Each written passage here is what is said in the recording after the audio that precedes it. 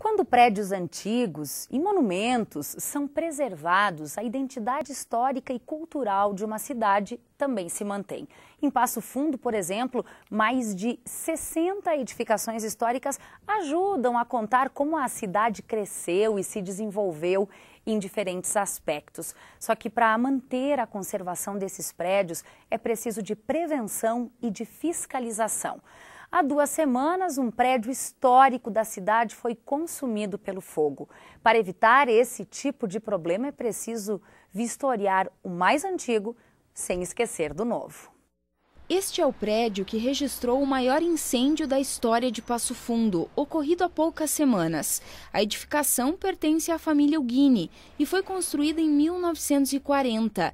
E ela não é a única a ter um importante valor histórico para o município. Aqui na Bento Gonçalves e General Neto nós temos um importante eixo histórico, que é o eixo de atratividade econômica da ferrovia, tá? Como nós estamos muito perto da estação férrea, essa região foi toda extremamente fomentada com a implantação da ferrovia, e nós temos aqui, a partir da avenida em direção à ferrovia, vários edifícios, décadas de 20, 30 e 40, como é o caso desse que pegou fogo, que foram construídos porque aqui acabou se transformando num centro importante da cidade, né? A Casa Guilherme Morsch, que fica na Avenida Brasil, esquina com a Rua 10 de Abril, também traz na história sua importância para a cidade. Foi construída no ano de 1870 e nela residiu a família de um dos primeiros imigrantes alemães. O prédio da Escola Protásio Alves, localizado na Avenida Brasil, teve a obra concluída em 1929 e abriga a escola pública mais antiga em funcionamento no município. O quartel do Exército Brasileiro, que fica na Rua Teixeira Soares, também é patrimônio tombado de Passo Fundo. Foi construído no ano de 1920. Os prédios históricos eles têm uma característica importante, que é o tipo de construção com uma alvenaria bastante espessa, bastante resistente. Se vocês olharem agora aqui, vão ver que as paredes são grossas. Então, em termos estruturais, a maioria deles está bem.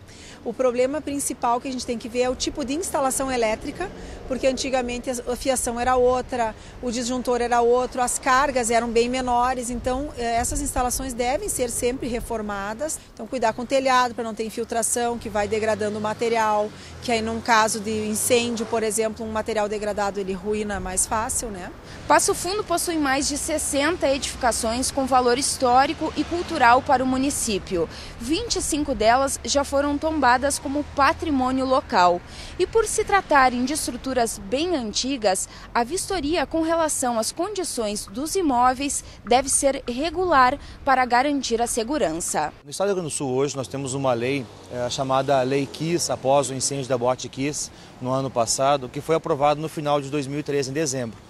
Antes disso, nós trabalhamos com uma lei de 1997 no estado sobre prevenção contra incêndio. Então fazem já 16 anos que a gente atua na parte de prevenção e proteção contra incêndio no município de Passo Fundo. Os prédios deverão, todos eles, deverão ter essa vistoria e aprovação feita pelo Corpo de Bombeiros de Passo Fundo com base nesta nova lei.